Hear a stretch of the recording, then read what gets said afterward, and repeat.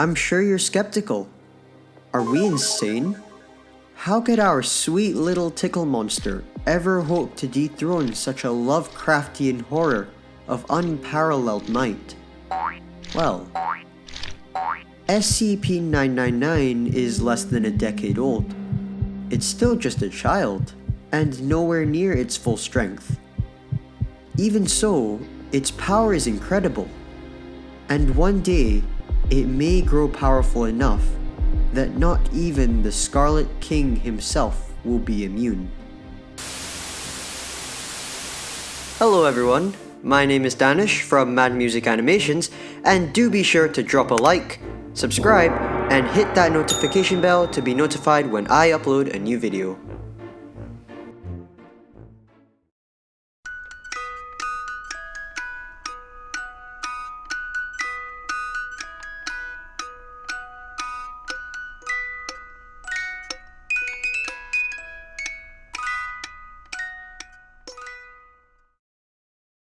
SCP-999 appears to be a large, amorphous, gelatinous mass of translucent orange slime, weighing about 54 kilograms with a consistency similar to that of peanut butter.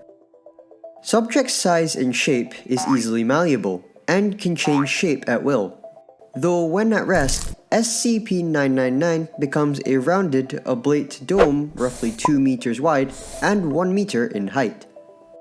The surface of SCP-999 consists of a thin, transparent membrane similar to that of an animal cell, roughly 0.5 centimeters thick, and is highly elastic, allowing SCP-999 to flatten portions of its body up to 2 centimeters thin. This surface is also hydrophobic, although SCP-999 can willfully absorb liquids. The rest of SCP-999's body is filled with a viscous orange substance of unknown chemical makeup, though it is capable of digesting organic materials with ease. Subject's temperament is best described as playful and dog-like.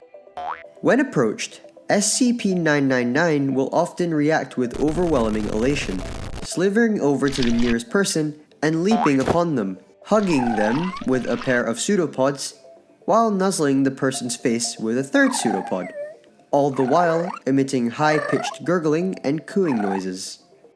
The surface of SCP-999 emits a pleasing odor that differs with whomever it is interacting with.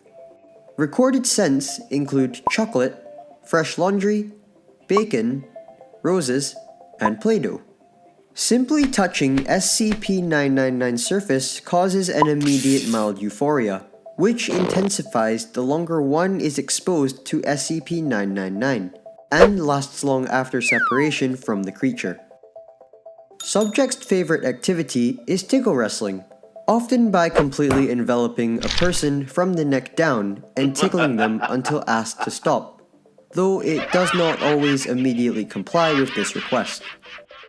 Though injuries may occur, SCP-999 has never been found to purposely attempt to harm others, and will immediately back away and contract its body into a quivering mound, while gurgling in a manner similar to a whimpering dog, seemingly apologizing for hurting someone on accident. While the creature will interact with anyone, it seems to have a special interest in those who are unhappy or hurt in any way. Persons suffering from crippling depression or PTSD, for example, have reported having a far more positive outlook on life after multiple interactions with SCP-999. The possibility of manufacturing antidepressants from SCP-999 slime is currently being discussed. In addition to its playful behavior, SCP-999 seems to love all animals, especially humans, refusing to eat any meat, and even risking its own life to save others. On one occasion, leaping in front of a person to take a bullet fired at them. Subject's intellect is still up for debate. Though its behavior is infantile, it seems to understand human speech and most modern technology, including guns. SCP-999's diet consists entirely of candy and sweets, with M&Ms and Necco wafers being its favorites. Its eating methods are similar to those of an amoeba.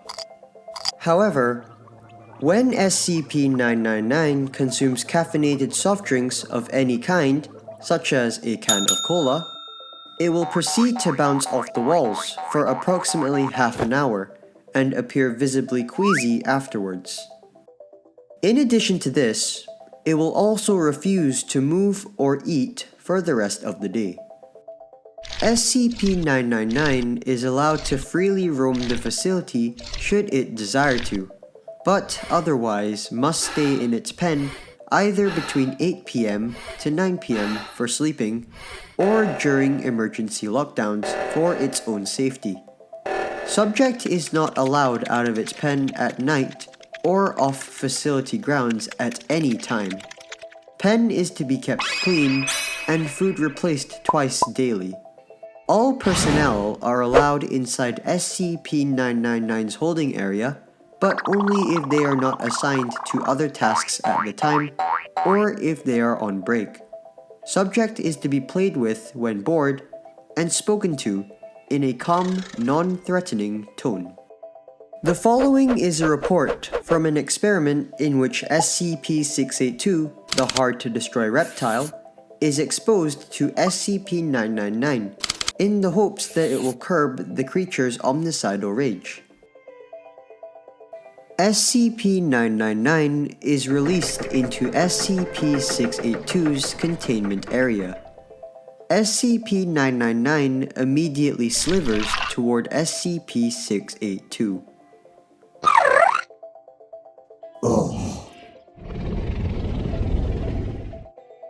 What is that? SCP-999 moves in front of SCP-682, jumping up and down in a dog-like manner, while calling out in a high-pitched squealing noise. Disgusting. SCP-682 immediately steps on SCP-999, completely flattening SCP-999. Observers were about to abort the experiment when SCP-682 started talking again.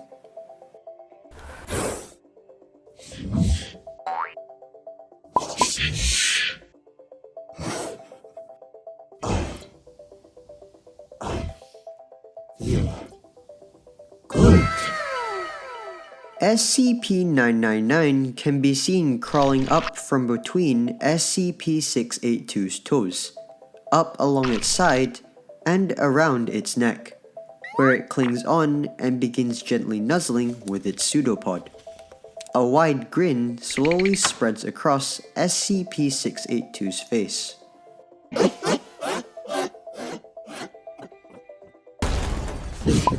So,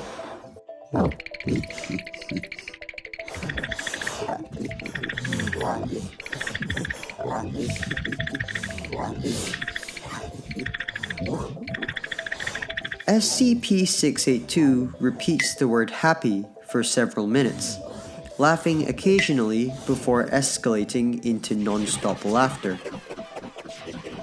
As laughter continues, SCP-682 rolls around on its back, slamming its tail upon the floor with dangerous force.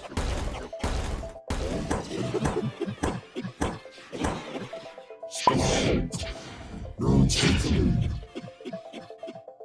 SCP-682 and SCP-999 continue the tickle fight until SCP-682 finally wears down and appears to fall asleep, with what would appear to be a smile on its face. After 15 minutes with no activity, 2 D-Class personnel enter the room to retrieve SCP-999. When SCP-999 is removed, SCP-682 immediately wakes up and unleashes an unidentifiable wave of energy from its body, all the while laughing maniacally. All the persons within the wave's range collapse into crippling fits of laughter, allowing SCP-682 to escape and slaughter all in its path. Meanwhile, SCP-999 quickly rescues as many persons as it can, taking them to a safe place to recover from SCP-682's laughter wave, while agents suppress and recontain SCP-682. Despite the tragedy that SCP-682 had brought upon the facility, SCP-999 has not shown any fear towards the creature, and in fact has made gestures suggesting that it wants to play with SCP-682 again. SCP-682, however, has stated, That humans, little snotball, come and die. The following file includes Foundation researcher Dr. Collingwood, after being assigned the new job as SCP-999's head researcher.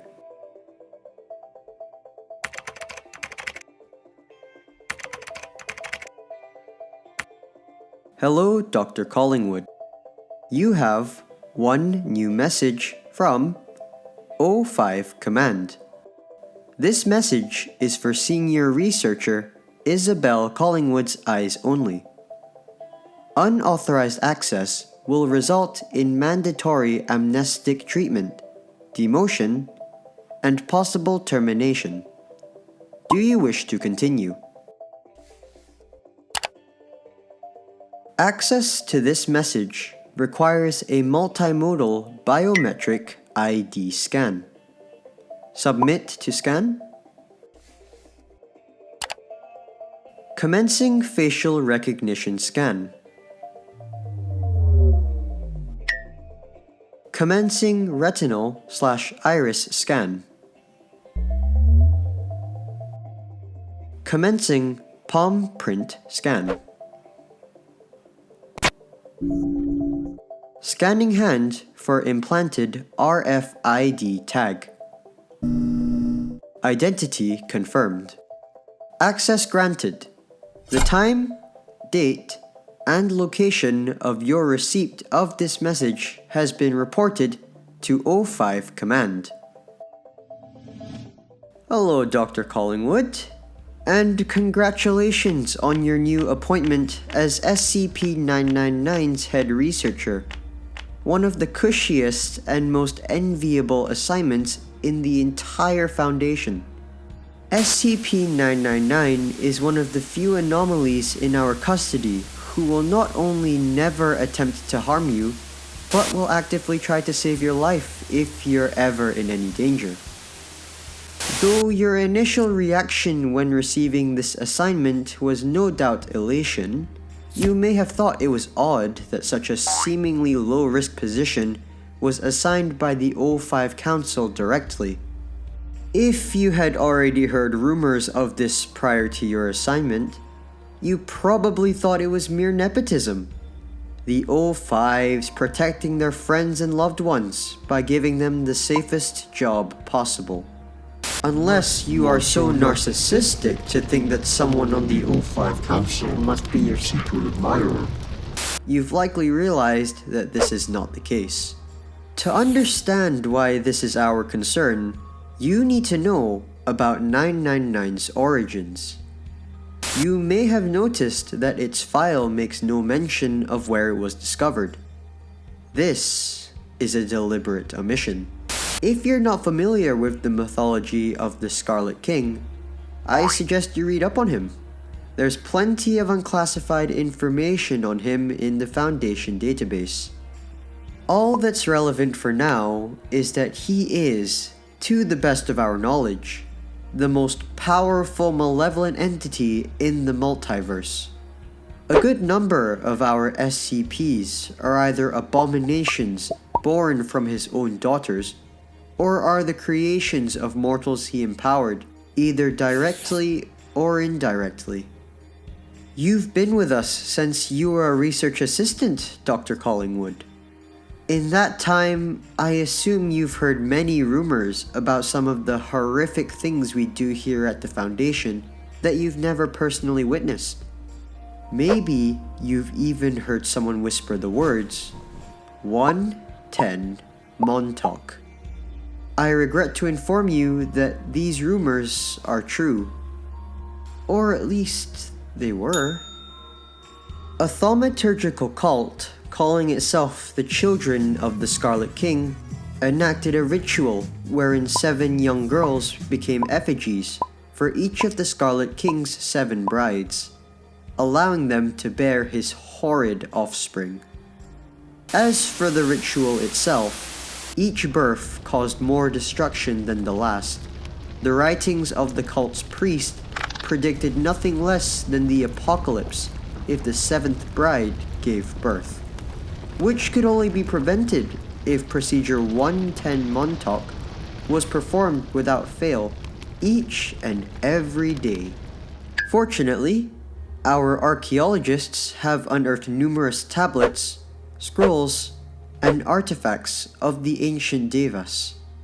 They were a sadistic and war-mongering people who were granted unholy power and knowledge by the Scarlet King as a reward for the death and suffering they caused. One of the Devite tablets in our possession, found covered in dust and blood, was a theogony for the Scarlet King and his brides. It was quite informative. The information that we found most relevant to our situation was that the 7th bride was not like her sisters. She was never completely broken by her king's subjugation. Instead of monsters, she gave birth to great heroes in the hopes that they would destroy her sister's children and overthrow their father. Thus far, all have failed. But by a vote of 7 in favor, 6 against, the O5 Council decided to believe that the 7th bride still remained unbroken, and that her child would be an asset to us. At the risk of causing an XK-class end-of-the-world scenario, SCP-231-7 was relieved from Procedure 110 Montauk following the deaths of SCP-231-1 through 6, and was allowed to give birth. SCP-999 was the result. Go ahead and listen to that again. Be sure you understand it in all its preposterous ridiculousness. The Tickle Monster is the child of the Scarlet King. We've been running a counterintelligence campaign ever since, which is why everyone and their mother thinks we've still got SCP-231-7 locked up in a bunker somewhere. Let them think that. I'm sure you're skeptical. Are we insane? How could our sweet little Tickle Monster ever hope to dethrone such a Lovecraftian horror of unparalleled might? Well, SCP-999 is less than a decade old. It's still just a child, and nowhere near its full strength. Even so, its power is incredible, and one day it may grow powerful enough that not even the Scarlet King himself will be immune. The experiment with SCP-682 was most remarkable. Based on multiple Devite texts, including descriptions from SCP-140 itself, we are reasonably certain that 682 is the offspring of the 4th Scarlet Bride. If this is true, then SCP-999 is already strong enough to temporarily quell the malevolence of its own eldritch siblings. It will not overthrow the Scarlet King by force, but with light and love and laughter that can brighten the blackest of hearts. 999 is not in reality a safe class SCP. It is thaumiel. It is the best and really the only weapon we have against some of the most powerful hostile entities known to exist. By all means, Doctor, enjoy the relative safety of your new position But do keep in mind that SCP-999 is not a mere pet that we fancy. It is one of our most valuable assets and must be safeguarded at all costs. Its safety and well-being are paramount, and you are not at liberty to share this information to anyone without level 5/99 security clearance. As per protocol, unauthorized disclosure of level 5 classified information will result in your termination. This email will automatically delete as soon as you leave the terminal, so feel free to replay it as many times as necessary to remember all of the pertinent information. Take good care of our little Tickle Monster. The fate of the multiverse may well depend on it. Your secret admirer, if anyone asks, 05. Message deleted. You have 0 unread messages. Log off. Logging off. Goodbye.